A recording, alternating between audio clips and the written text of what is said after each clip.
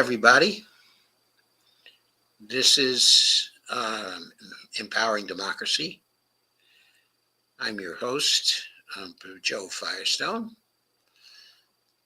And our topics for tonight are Gonna MAGA You, Baby, and Attacking Turkstream and the Ceasefire.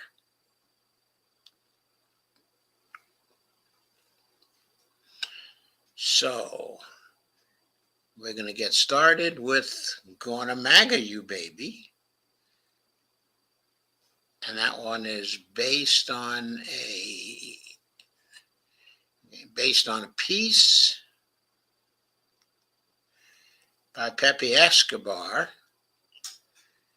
and it's called, is I'm Gonna MAGA You, Baby. Pepe wrote this on January 14th, 2025, or at least it was published at the UNS Review, on January 14th, 2025.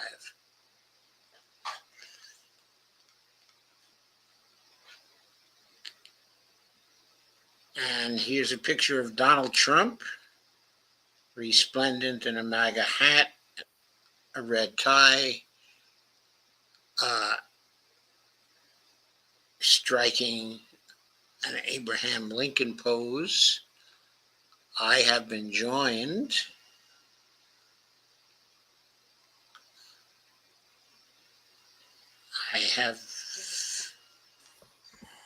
I've been joined by my friend, the host of Around the World with Dee and Friends, Dee Pierce. Yes, good to be here. And thank you, Dee, for joining us. We have two topics for tonight. One is Gonna MAGA You, Baby. Okay. And that's based on an article by Pepe Escobar, which I just started to read. And the other topic is attacking Turkstream and the ceasefire. I thought that I would start with the Gonna MAGA You, Baby. Okay. And if you were here, you would proceed later with attacking Turkstream and the ceasefire. Sounds good. And I will start sharing your show out. Okay, thank you very much, Dee. You're welcome. And I will go back to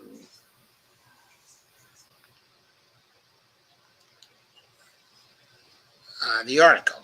So, the caption is, no wonder Trump had to come up with a seductive but still fraught with danger, larger than life psyop to imperatively change the narrative. That's the way Pepe starts this off. And he continues, it's the greatest show on earth, unleashing a double bill of new paradigm and manifest destiny on crack. Who else would think of an opening sentence like that? We are the greatest, huh? I was going to say, he really comes up with good ones. He comes up with great ones, doesn't he? He does. We are the greatest. We will rock you in every sense. We will crush you. We will take whatever we want because we can. And if you want to walk away from the US dollar, we will destroy you. BRICS, we're coming to get you. Trump 2.0, a mix of professional wrestling and MMA. I'm not really with it, so I'm not sure, what MMA is, but played in a giant planetary cage, is in the house starting next Monday, January 20th, he might have added. Trump 2.0 aims to be on the driving seat on the global financial system. on control of the world's oil trade, okay, and LNG supply, and on strategic media platforms. Trump 2.0 is gearing up to be an extended exercise in the capacity to hurt the other. Uh, um, and by that, what he means is any other, hostile takeovers, and blood on the tracks. That's how we, quote, negotiate, unquote.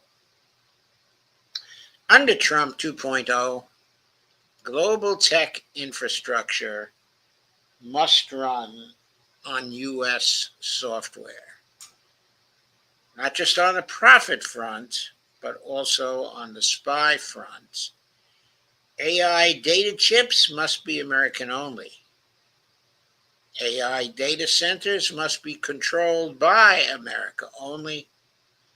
Quote, free trade, unquote, and quote, of globalization, unquote. That's for the losers. Welcome to neo-imperial, techno-feudal mercantilism powered by U.S. tech supremacy. Trump's national security advisor, Mike Waltz, has named a few of the targets ahead. Greenland, Canada, also assorted cartels, the Arctic, the Gulf of, quote, America, unquote, oil and gas, rare earth minerals, all in the name of strengthening, quote, national security, unquote. A key plank, total control of the, quote, Western Hemisphere, unquote. Monroe Doctrine 2.0, actually the Donroe Doctrine. Now that one is really cute. Okay, and America first, last, and always.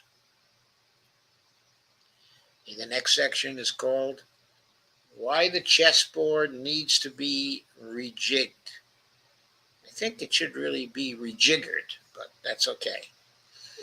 Well, let's delve a bit on pesky material imperatives. The empire of cases faces a humongous debt owed to usual suspect loan sharks that may only be partially repaid by selected export surpluses. That would imply reindustrialization, a long, costly affair, and securing smooth military supply chains. Well, I am for reindustrialization. I don't think it's going to be so long or so costly as we assume it to be right now. And I think we ought to secure also smooth military supply chains. But what I have to add is that we don't face a humongous debt that we are not able to pay because we are a monetary sovereign and we can repay the debt in two easy ways. One of those ways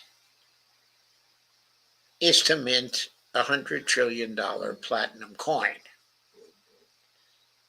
That will take care of the $36 trillion worth of debt as it falls due and still leave us with $64 trillion in coin seigniorage to face any future deficits we might want to create. So the humongous debt, okay, isn't really a problem. It doesn't imply reindustrialization. Okay, I hate to tell Pepe that. but it doesn't imply reindustrialization. I wish it did. But I favor reindustrialization anyway, because we need to be far more self-sufficient, okay, than we are if we are to be secure. Pepe goes on, where the resource base will be for this Sisyphean task, Washington simply cannot rely on Chinese exports in rare earths. The chessboard needs to be rejiggered with trade and tech unified under U.S. unilateral, also monopoly control. Now, I don't know if that is entirely true. The chessboard does need to be rejiggered, certainly. But that doesn't mean it needs to be rejiggered so that trade and tech are unified under U.S. Unilateral and monopoly control. Certainly, the part of the chessboard dealing with Russia and China doesn't seem to need to be rejiggered in this place. Their trade and their tech doesn't have to be centralized and unified and under the unilateral and monopoly control of China, because China and Russia are friendly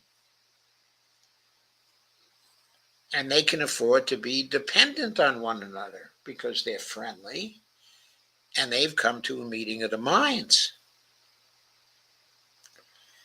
We could maybe become friendly with China and Russia too, and maybe then we wouldn't have to unify trade and tech under our unilateral monopoly control.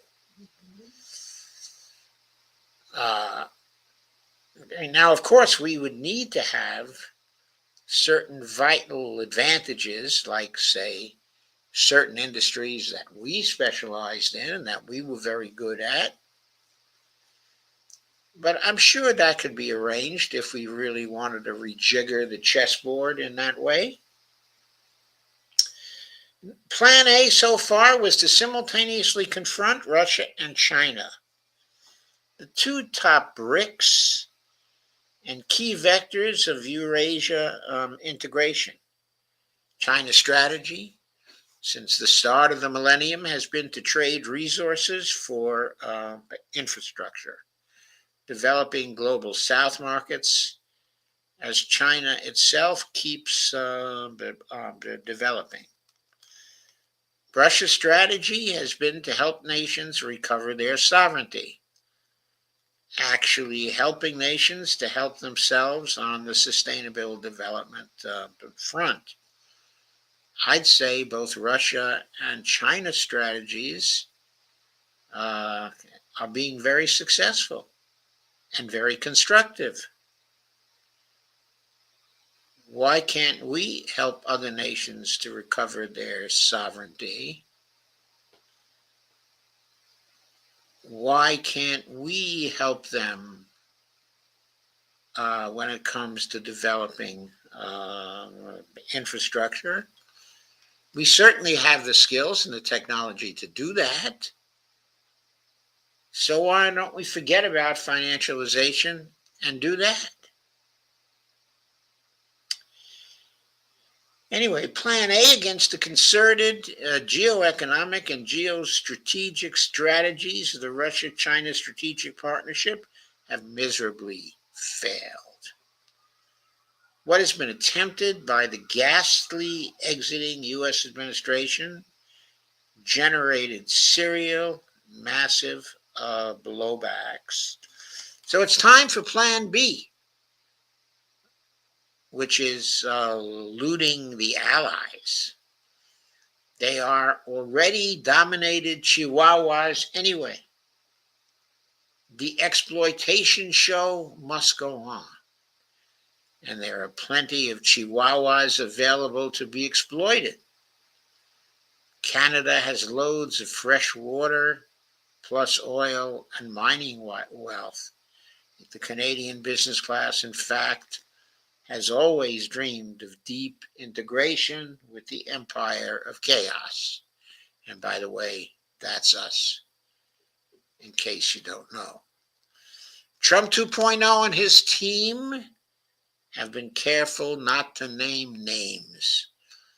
When it comes to the Arctic as a crucial, evolving battlefield, there may be a vague allusion to the Northwest Passage, but never a mention of what really matters, the Northern Sea Route, the Russian denomination. The Chinese call it the Arctic Silk Road. That's one of the key connectivity corridors of the future.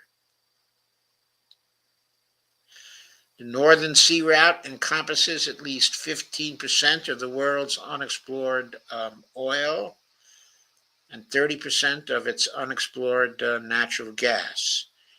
Greenland is smack in the middle of this new great game, capable of supplying years of uranium, as much oil as Alaska, bought from Russia in 1867, plus rare earths, not to mention providing useful real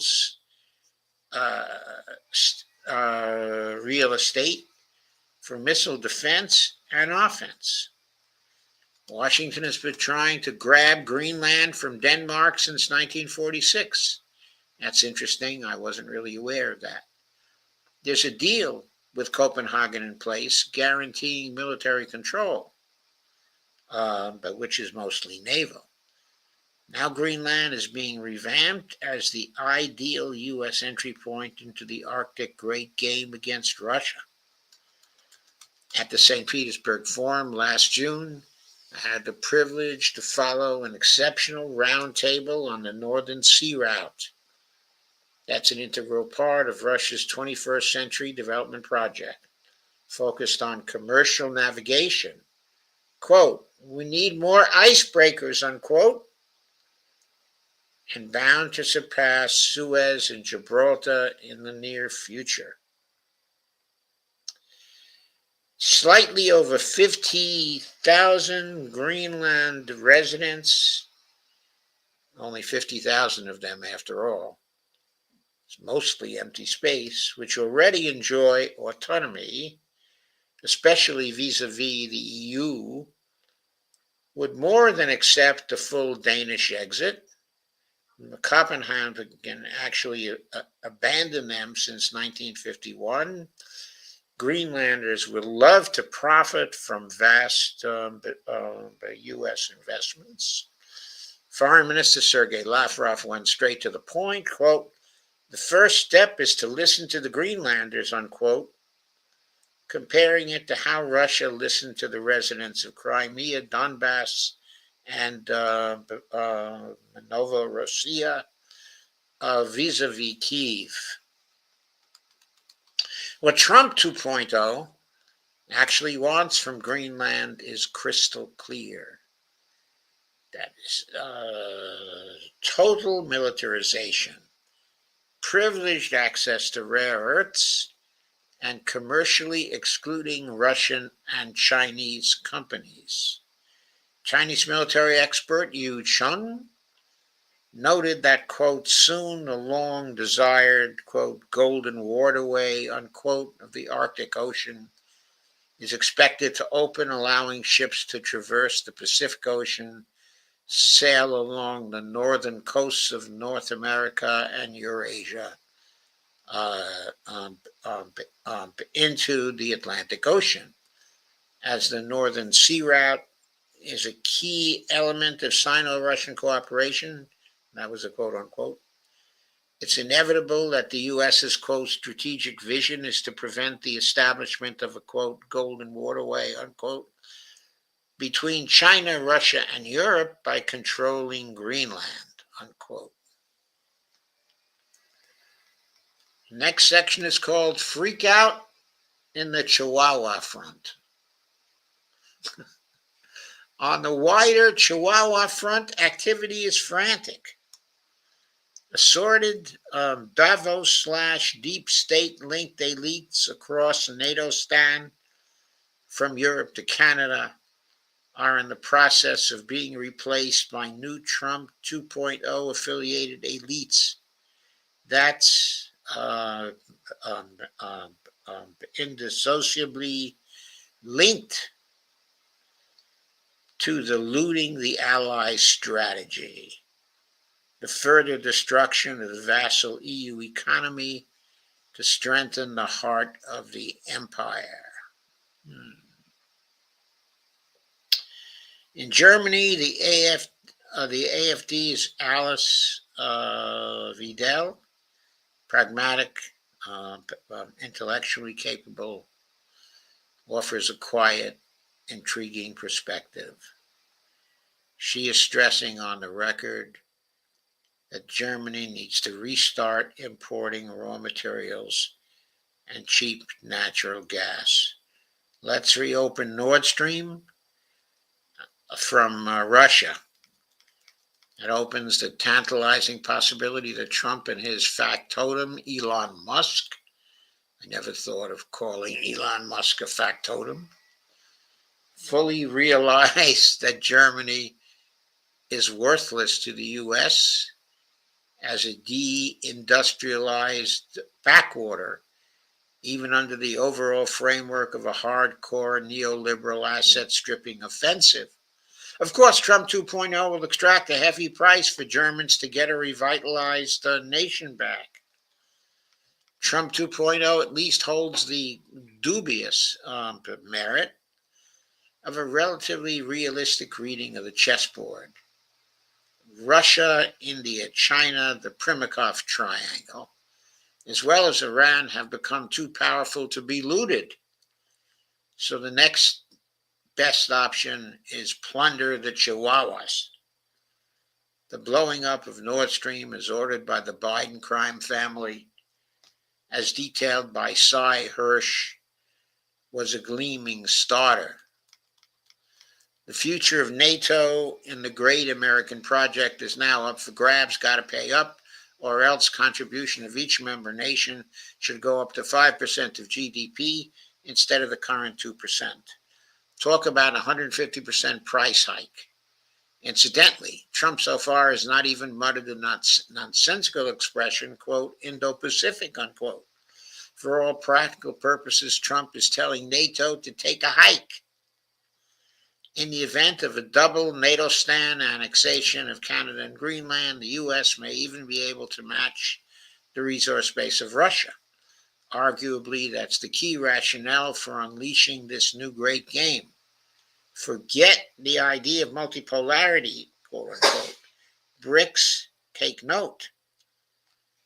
The most intriguing side plot, of course, is Elon Musk. Trump badly needs Musk's massive social media propaganda digital megaphone. Simultaneously, on the Chihuahua front, the platinum sidekick wants to profit from a Europe capable of assessing enough energy, raw materials, and loads of consumers with solid purchasing power.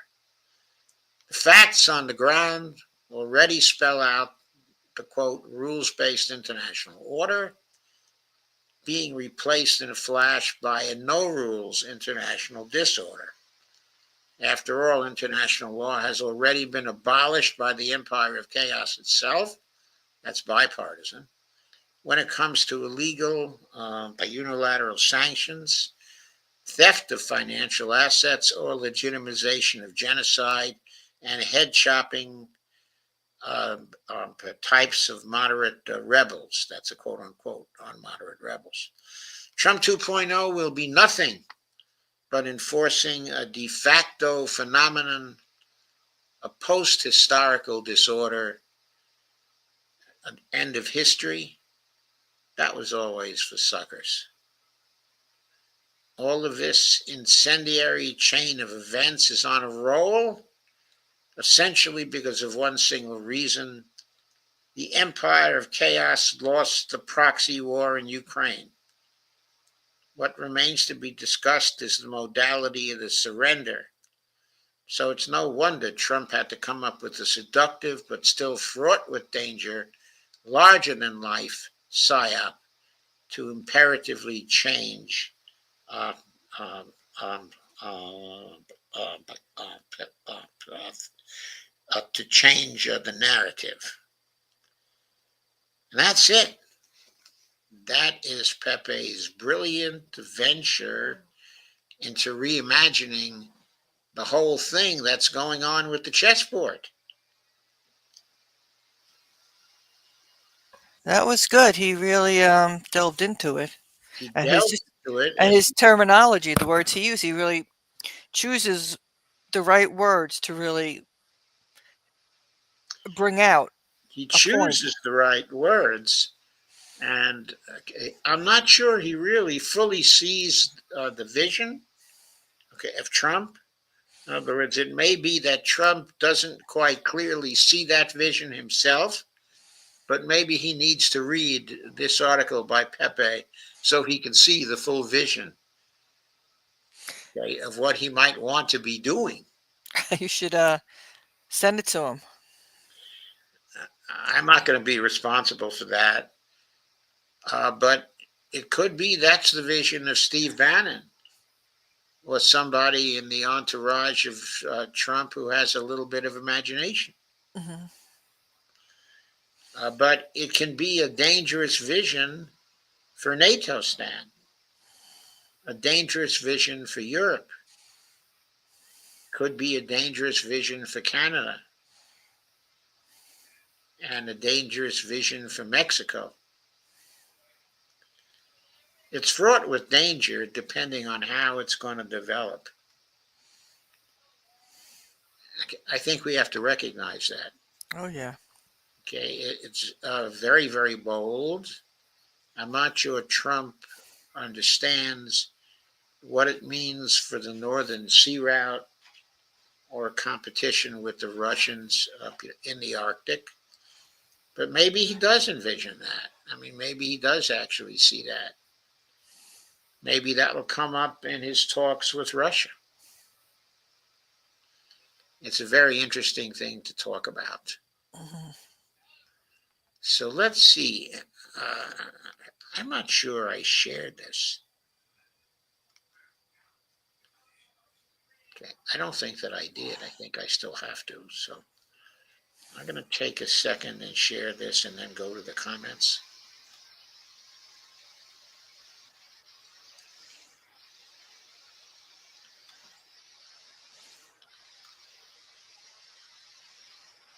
Okay, there we are.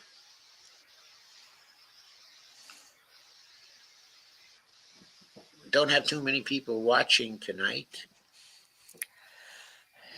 Yeah, the last couple of weeks, really. You know, Yeah, last couple of weeks have been slow. yeah. And then you have to think about this too, is the audience from California with the wildfires.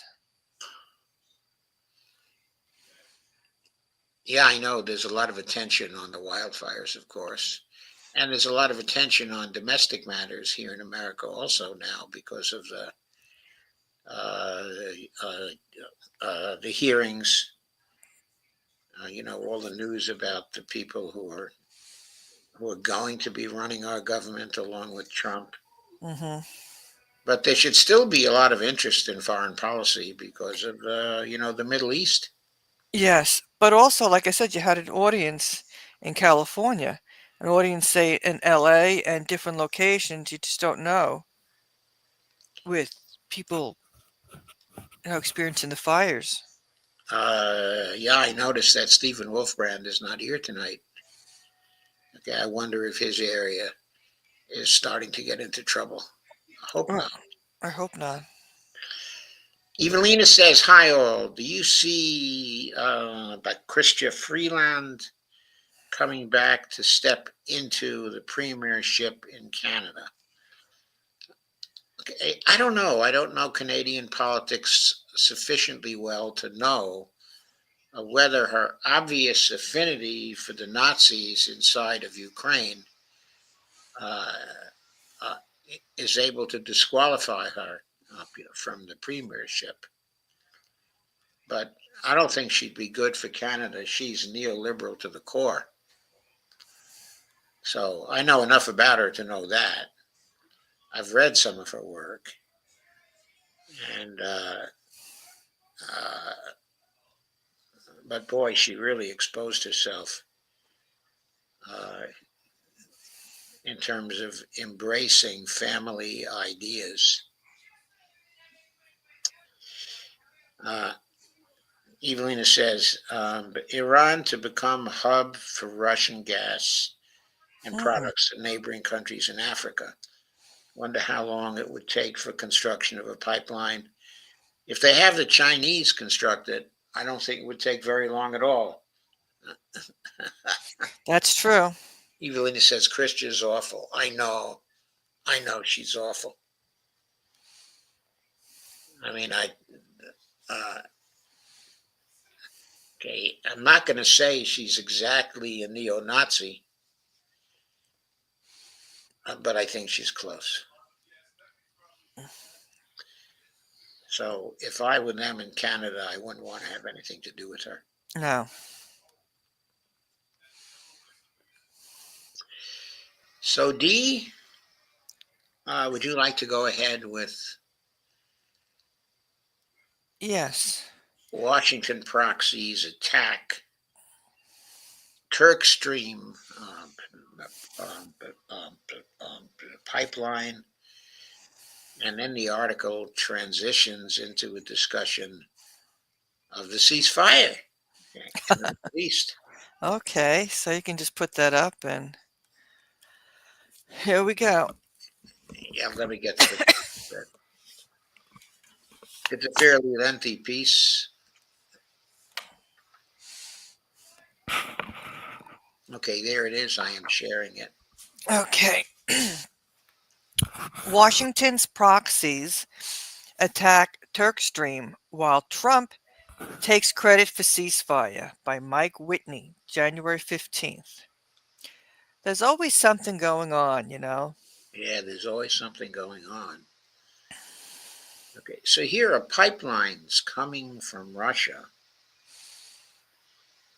uh, and they're both going to Turkey. There's the Turkstream pipeline, which is the top one. Yes. Okay, and there's the Blue Stream um, um, um, pipeline, which also goes to Samsun, okay, in Turkey, Okay. and the other one seems to go to Lüleburgaz. I guess that's in European Turkey. Hmm. A very small stretch there. That's On the interesting. on the other side, okay, Istanbul. Last weekend, U.S. proxies launched a drone attack on a critical part of the Turkstream gas pipeline located in southwest Russia. The incident was largely ignored by the mainstream media, but its importance to energy-starved Europeans cannot be overstated. The attack is clearly a continuation of the same hostile policy that led to the sabotage of the Nord Stream pipeline. Has here note the biggest act of industrial terrorism in history. The strategic operation of these attacks is to isolate Russia by blocking all attempts at economic integration in order to divide the world into warring blocs. Okay, so if I were the European nations and such an attack uh, was getting carried out by the Ukrainians, okay, the first thing I would do is cut off all aid to Ukraine. Mm-hmm. I would immediately cut it off. I mean, this pipeline is one of the lifelines to Europe right now.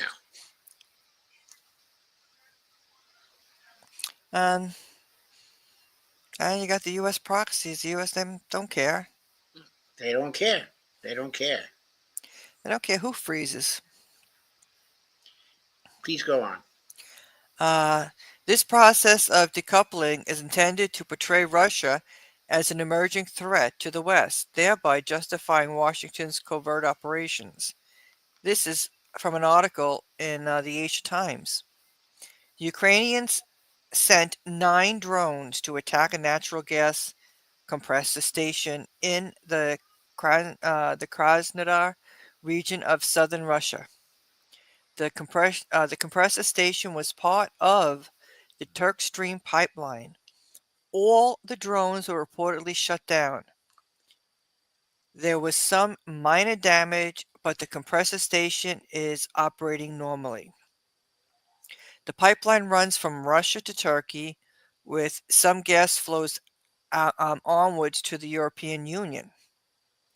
A key report says that, quote, in 2024, Russian gas reached Europe via 3 routes: transit through Ukraine, 30%, via Turkey and Turkstream pipeline, 31%, and as LNG, 39%. LNG delivers some primarily from LNG deliveries come primarily from the US and Russia. Neither the US nor Russia can increase LNG deliveries to make up for the cessation of transport through Ukraine. Had the Ukrainian attack on Turkstream been successful, over 60% of Europe's imported natural gas supplies would have been cut off. That's amazing. Right in the middle of the winter.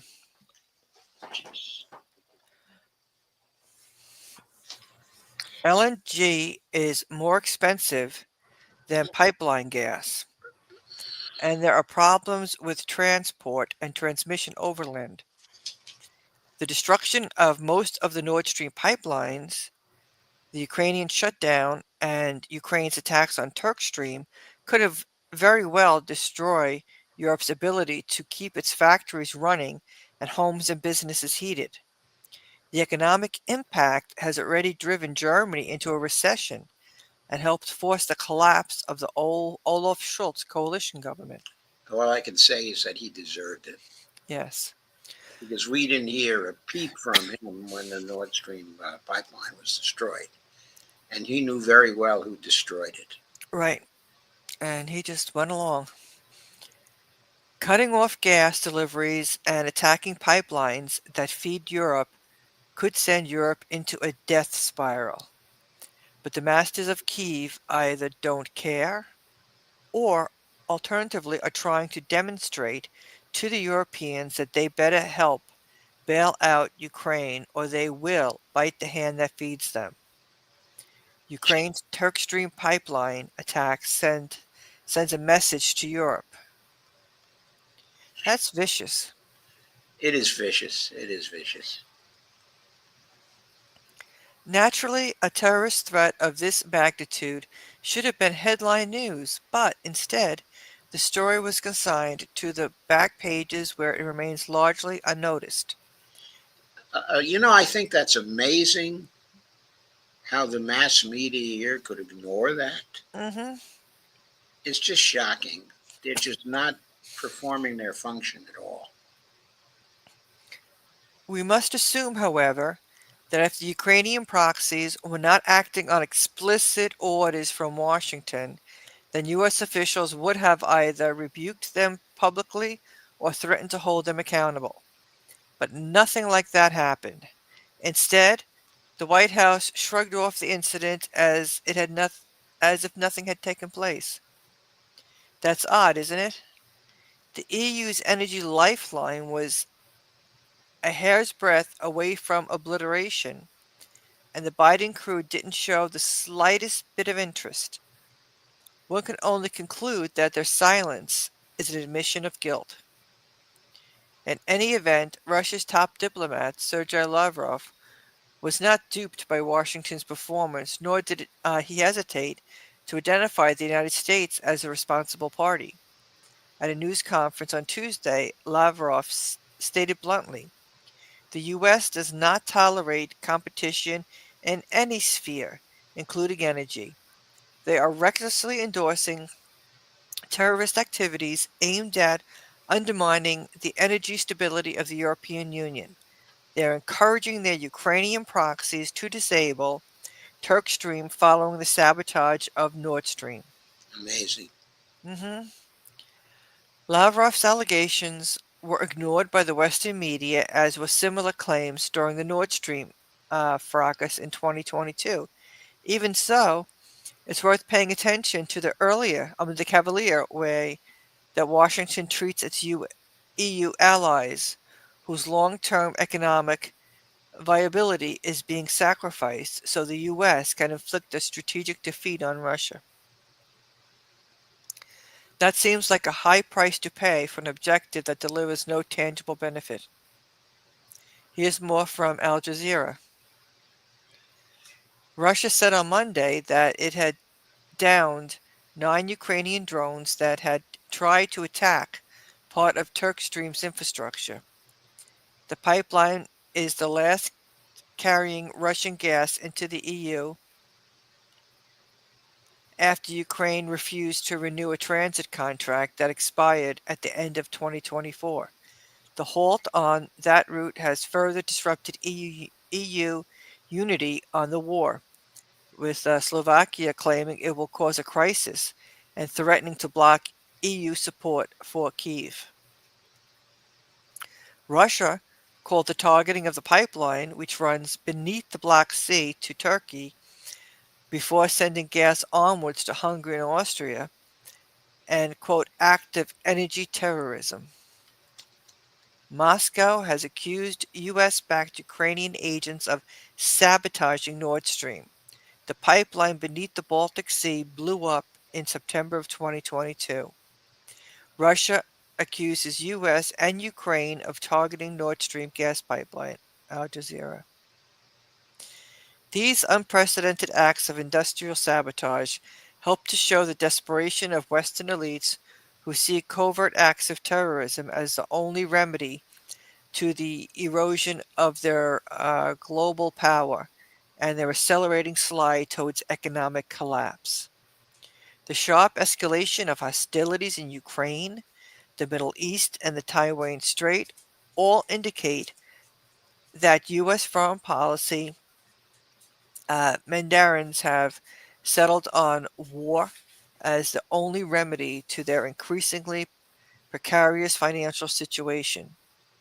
We expect this to get much worse after Trump takes office on Monday and the media begins to lay the groundwork for a war with Iran. If we look carefully at the deliberations surrounding the ceasefire negotiations, we see that Israel's real intention is not a cessation of hostilities, but a temporary lull in the action that will provide legal cover for officials in the exiting administration while burnishing Trump's image as a strong leader. In quotation marks, two birds with one stone. And while Netanyahu has no intention of stopping the war until his plan for Greater Israel is achieved, he does need to address the political and legal requirements of his benefactors in order to express his gratitude for their unconditional support. This is from an article at antiwar.com titled Trump's Envoy Pressured Netanyahu to Advance Gaza Ceasefire Deal. Israeli media pundits are complaining about the pressure from the incoming Trump administration. They sure are. President-elect Donald Trump, they are. It's crazy. I know. President-elect Donald Trump's incoming Middle East envoy, Steve Witkoff, leaned hard on Israeli Prime Minister Benjamin Netanyahu to get him to agree to compromises to advance a Gaza hostage and ceasefire deal, Israeli media reported on Monday. Witkoff, a real estate investor, flew to Israel from Qatar to meet with Netanyahu on Saturday. The pressure Witkoff put on Netanyahu is being credited for the progress in negotiations in recent days, and officials from all sides are now saying an agreement is close. Just to comment on that. Uh, okay, today it developed that Netanyahu is now delaying the close by perhaps a day. He wants to, but I don't see that happening. Well, if he wants to postpone it, he'll postpone it, right? They're coming down on him about that. They're Yeah. saying it was signed and it was signed and there can't be any delay, otherwise everything will fall apart. Oh, it may fall apart, but Yeah, that also may give him what he wants. and already what's his name? Ben Gavir has resigned. Yes, I understand that. Uh, that Itamar resigned, and all that's left is Smotrich. And he's been trying to push Smotrich to go along with resigning, but But Smotrich says that he's going to give Netanyahu a chance. That uh, he's giving him time to go ahead with the first stage of uh, the agreement. Okay, but at the end of the first stage, okay, if Netanyahu doesn't go back to the war, then Smotrich is going to leave the government. exactly, that's exactly what he said. It's crazy how their reaction. Yes, it is. Can I make a comment? Yes, Bonnie. What about the fact that he's waiting for people to regroup so it's easier to attack them? Oh, I'm sure that he's very interested in that also. Okay, that that's motivation. Okay, the Israeli army is exhausted and overextended, and a ceasefire is of benefit to them Yes, they've had enough. for that reason. Okay, but it's also of benefit to Hamas as well. Okay, because it gives them a breathing space too, and it gives them some time to integrate the 10,000 new recruits that they're estimated to have. So, And people are starving, and that's something Ben Gavir had a fit about. He's saying that the humanitarian aid should stop. Um, it's just vicious. it is vicious. It is absolutely vicious. Okay, according to Haaretz, Witkoff has, quote, forced Israel to accept a plan that Netanyahu had repeatedly rejected over the past half year. Netanyahu had been pushing for a deal that only involved a temporary ceasefire. But according to the reports, the new plan would involve a full Israeli withdrawal. Right, but only in the later stages, right? Yes, later. No, there's a partial withdrawal in the first stage, but they're still allowed to get up to 800 meters into Gaza, right? Yeah. Yeah, which is about what, a half a mile or 40% of a mile, something like that. Reuters reported on Monday that mediators had given Israel and Hamas a final draft deal after a breakthrough in the talks and that officials would be discussing it on Tuesday. It's unclear how Witkoff pressured Netanyahu or if he threatened to cut off military aid. Okay, there's it's a painting. Okay, it's a graphic of Trump who's riding at the head of what look like, okay, they look like they're Prussian cavalry, don't they? Mm-hmm. With the kind of helmets they have. And they're flying, of course, the flag of the United States. Okay, and Trump, okay, is riding a horse, okay, looking extremely beefy, okay, as he leads the charge.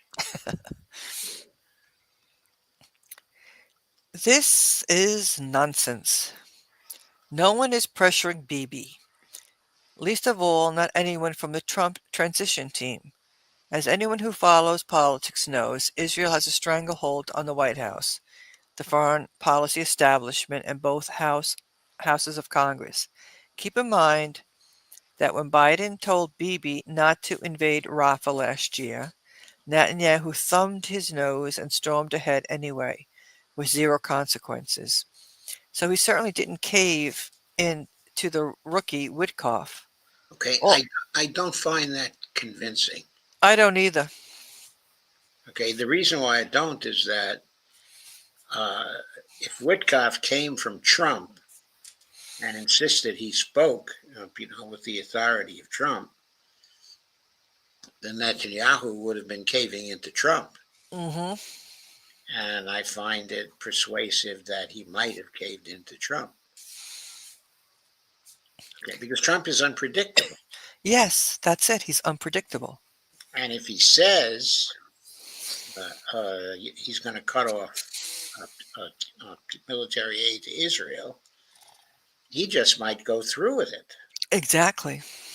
And no matter what his donors want, he might just go through with it. Mm-hmm.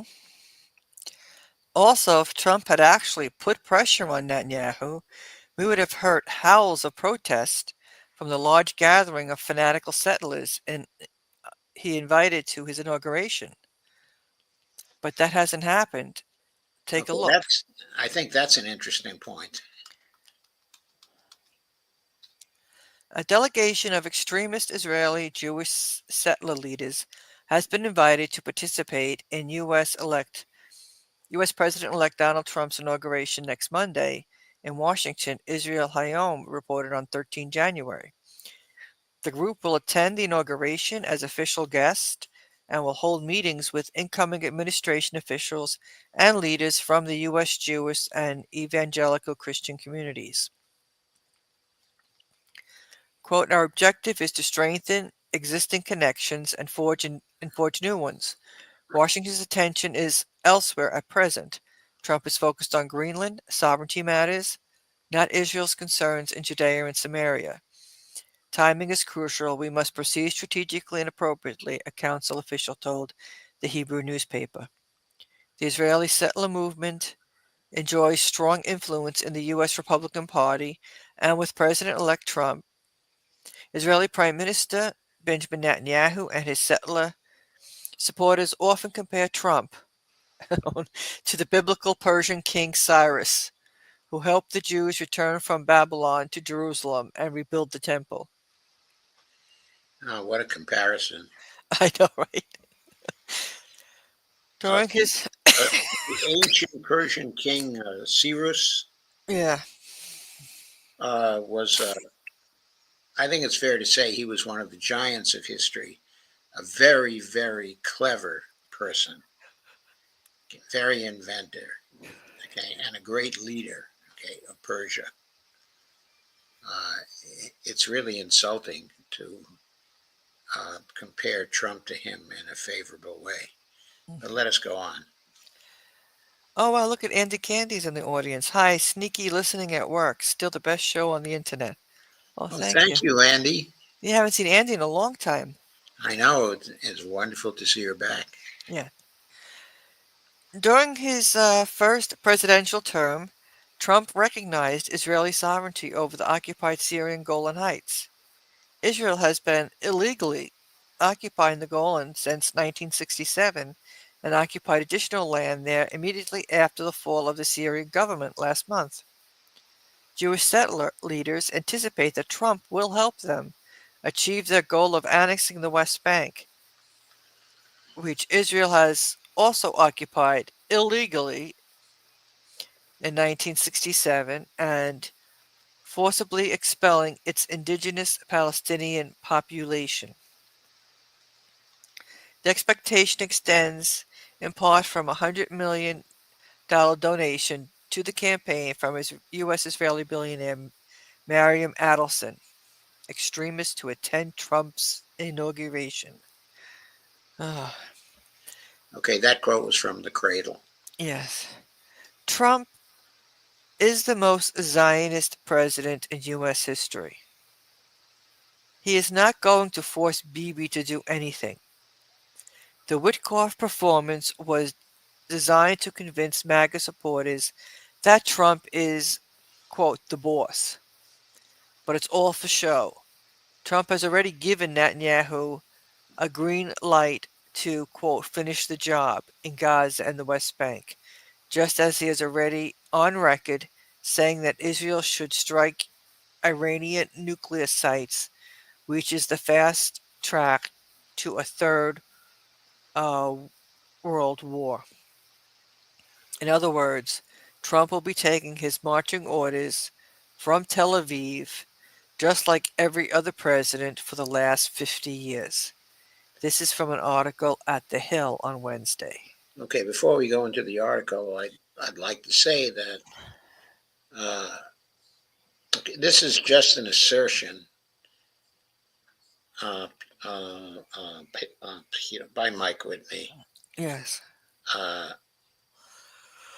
Okay, this is a very strong opinion.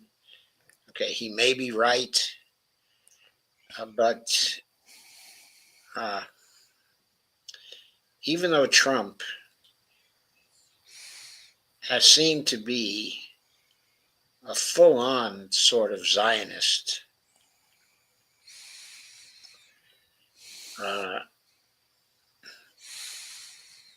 okay, it's hard for me to believe that he's in any way subordinate, to the Israelis. He may be willing to do what they want him to do, but if he is willing to do that, I think it comes out of his own motivation and not the motivation, of the Israelis. Colonel Wilkerson thinks that everything that happens, in Israel, we are really responsible for, because they are accomplishing our purposes. We are not really servants to them. I have to admit, it's hard to tell which is which. When the minds seem to be in the same place, it's often not clear whether the dog is wagging the tail or the tail is wagging the dog. So I'm not sure, in this instance, and the only way to be sure is if the actions of the two sides are contradictory. Okay, I think there's no doubt,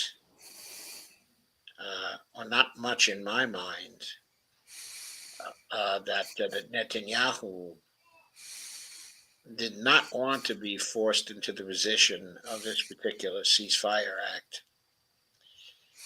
And we're getting all kinds of indications of that still because of the delays and, his going back and forth on it.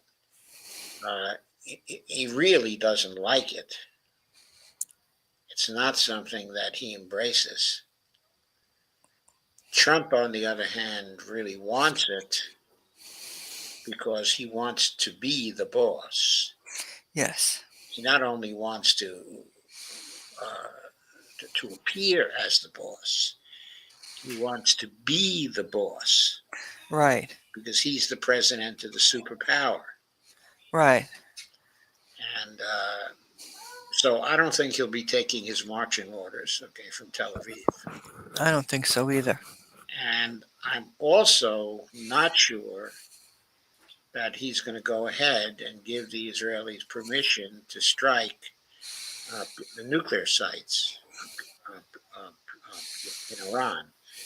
That would be especially true if the Russians make threats before that happens. That will be especially true if the Russians and the Iranians go ahead tomorrow and sign their strategic partnership, the treaty, which by all indications they're going to do tomorrow. Yes. And Iran's beefed up its security. They're preparing themselves just in case. Yeah, they're preparing themselves, and evidently they have a new weapon also. Evidently, Hmm. they have an energy weapon, that they've developed. Uh, Okay. okay, please go on. Okay, this is from an article at The Hill on Wednesday. President-elect Trump lauded the Israel-Hamas ceasefire deal struck Wednesday, saying it would not have happened without his victory in November over Vice President Harris. He may be right about that. I don't know whether Vice President Harris would have had the guts to tell Trump that, uh, I'm sorry, to say to Netanyahu, either do the ceasefire deal or we pull our military aid. Right. I don't see her doing that so fast anyway after taking over the presidency, Right. or even before taking over the presidency. Right. She gave us no indication. Yeah, she gave us no indication. But even if you think that she would, in the end, do something like that, I don't think she would do something like that before she even became the president of the United States. She would have to be the president of the United States for a while before she started feeling her oats. Right.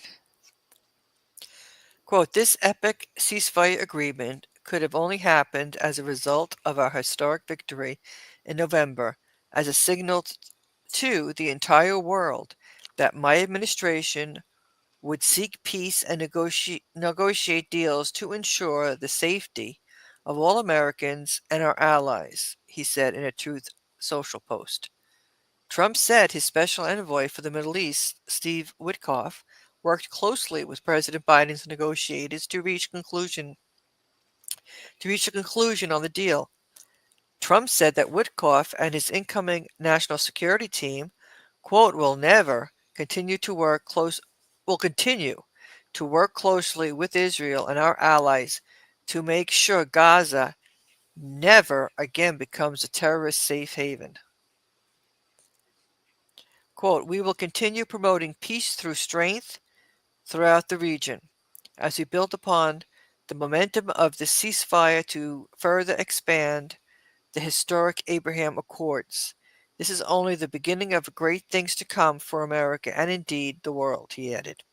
Okay, so that last is not going to happen until the Saudis are satisfied that Right. the Palestinians are going to have a state, Right. because that's been said by Mohammed bin Salman countless times already, Yes. and he's not about to back off that No.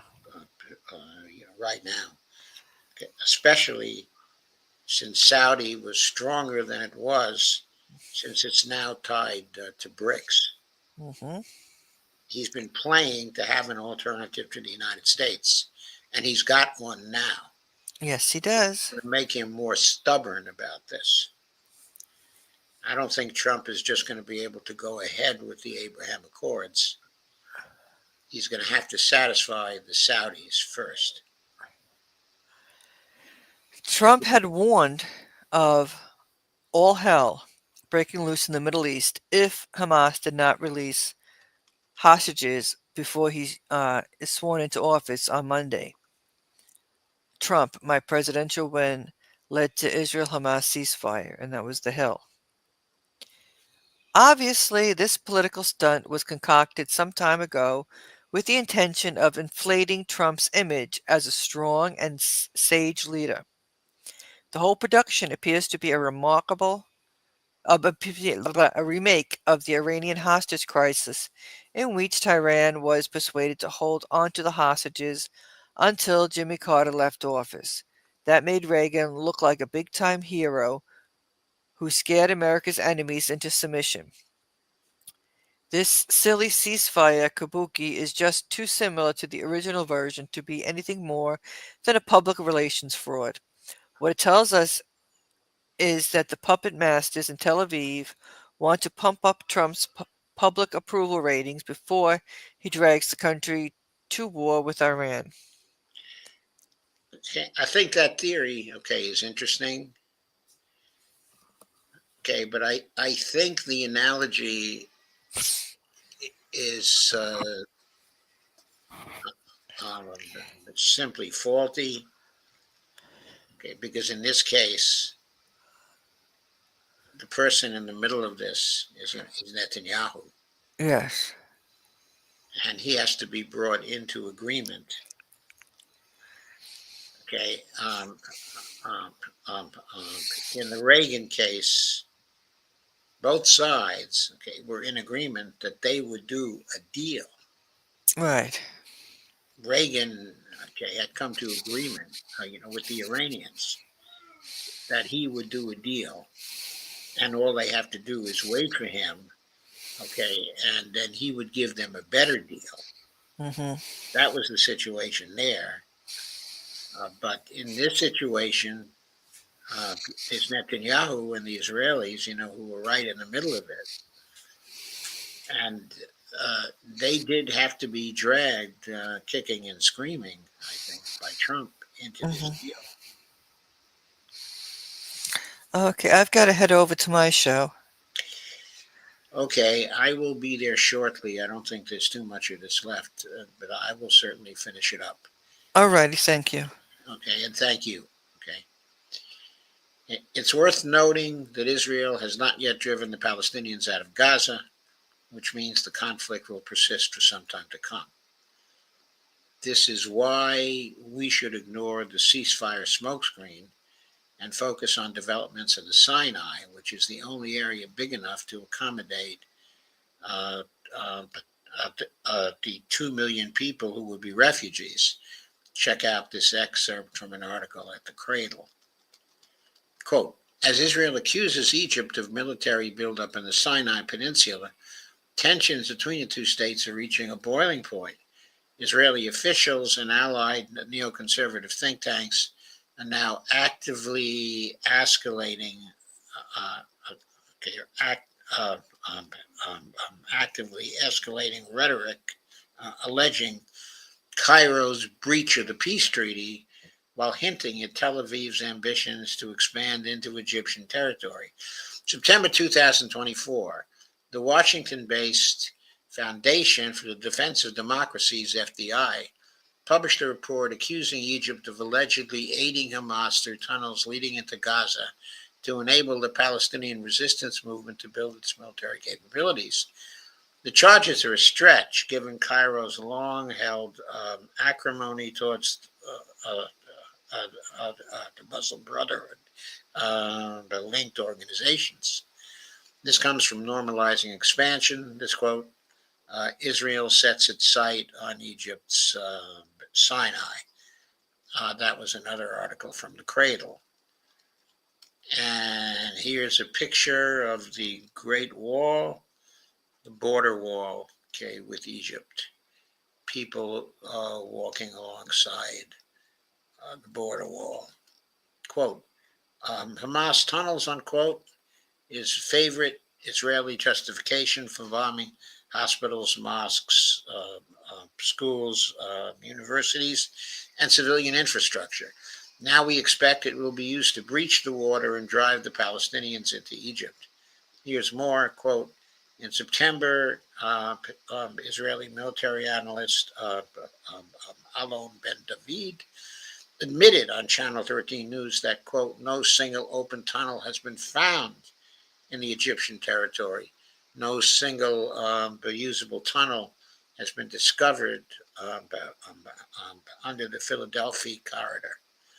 However, Tel Aviv's allegations did not end there. Israel's former ambassador to Egypt,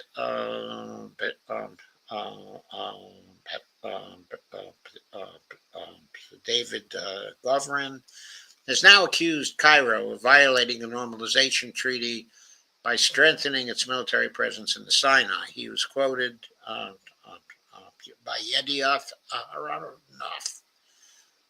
Okay, let me see if I can get that better.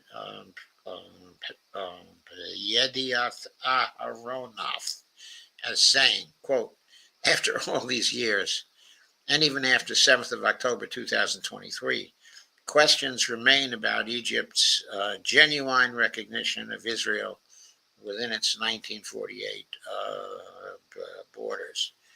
I think that's so much bullshit. I don't think there are any serious questions that still exist. On 7th of January, the occupation state formally demanded explanations from Egypt regarding its military activities in Sinai, citing treaty violations related to demilitarization. This comes from normalizing expansion. Israel sets its sights on Egypt's Sinai from the cradle. So Israel is clearly conjuring up a pretext for carrying out its plan to push the native population into the Sinai. This is the Zionist endgame, complete control over all the land from the river to the sea. That objective cannot be accomplished if the ceasefire holds, so the ceasefire will not hold. That much is certain. Here's more. Here, I have to say, if the ceasefire does not hold, and we don't get the evolution towards a Palestinian state, then it won't be possible for Trump to make a deal with Saudi. That deal will be out. It won't be possible to extend, the Abraham Accords. Trump has a choice then between those two things. He can go along with the Zionist endgame, or he can put a crimp in it.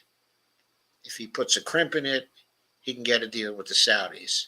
If he doesn't, it's going to be no deal with the Saudis. They're going to go forward with BRICS, in Iran, in my view. In the aftermath of Operation Al-Aqsa Flood, relations between Cairo and Tel Aviv began to sour significantly.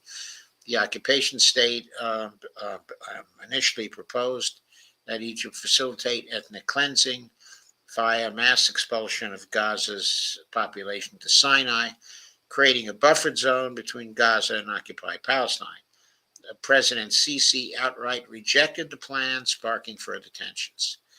The Zionist vision for expansion into Egypt last year uncovered documents in the British National Archives shed light on Israel's historical campaign to legitimize its claim over the Sinai Peninsula. During Israel's occupation of Sinai, following the 1967 war, pro-Israel lobbyists, think tanks in the West disseminated narratives to delegitimize Egyptian sovereignty over the strategic region. Similar arguments have resurfaced to justify Israel's expansionist ambitions. On the 6th of January, Israeli Arabic social media accounts published a map showcasing the proposed territories of the ancient kingdoms of Judah and Israel. These claims subtly include parts of modern Egypt, particularly Sinai. In fact, all the way to the banks of the Suez Canal. Normalizing expansion, Israel sets its sight on Egypt's Sinai from the cradle. See also British documents reveal Israeli plans to nullify Egyptian sovereignty over the strategic Sinai Peninsula. That was from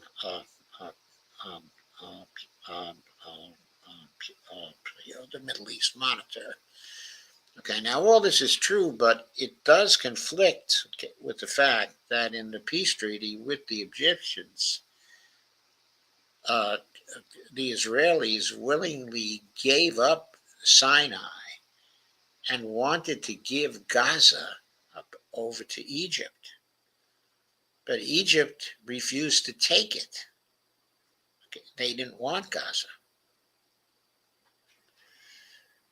So, now I'm not saying the current day Israelis do not want to have control of Sinai and to drive the Palestinian population into it. They may, but if that's the case, it would be a change in intention from the Israelis of the 1970s. Now, I'm not saying there can't be a change of intentions. I'm just saying if one wants to draw a solid line from the ideas of 1948 about what the extreme limits of Israel should be to the present, certainly the peace treaty of the late 1970s was a detour from that particular plan. So while the genocide continues in Gaza and Israeli airstrikes persist in Lebanon and sectarian warfare escalates in Syria and the US and UK continue their bombing of Yemen, the battle space is being prepared for an even bigger and more cataclysmic event: preemptive airstrikes on Iranian oil fields, nuclear sites, and critical infrastructure. That's what's in store for all of us in the months and years ahead if Israel is not stopped. And with Trump taking office on Monday, the chances of stopping Israel are worse, than ever.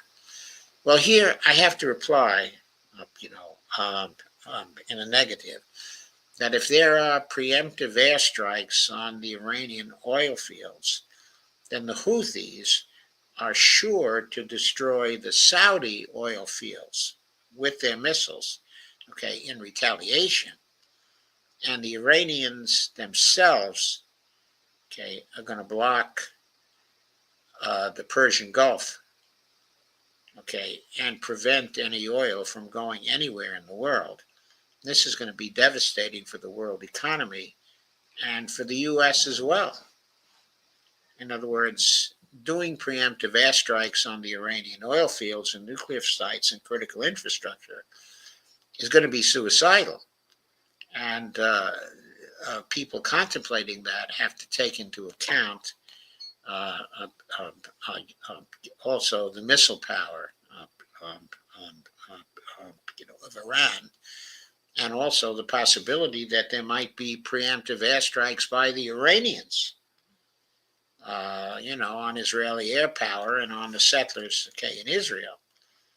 People have to approach this very cautiously, and Trump has been cautious when it comes to war in the past. I'm not so sure he's ready to go along with willy-nilly strikes on Iran. There's been plenty of evidence in the last few weeks that he wants a deal, with the Iranians. And that the person who wants the preemptive airstrikes, is actually Netanyahu. So there is that. So that sort of winds up, this piece, which I think is a pretty good piece. It's certainly a good review, of a whole bunch of things, and very, very interesting.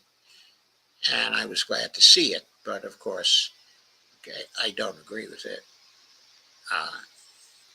on a number of points, as we've indicated, in our discussion of it. Before we leave,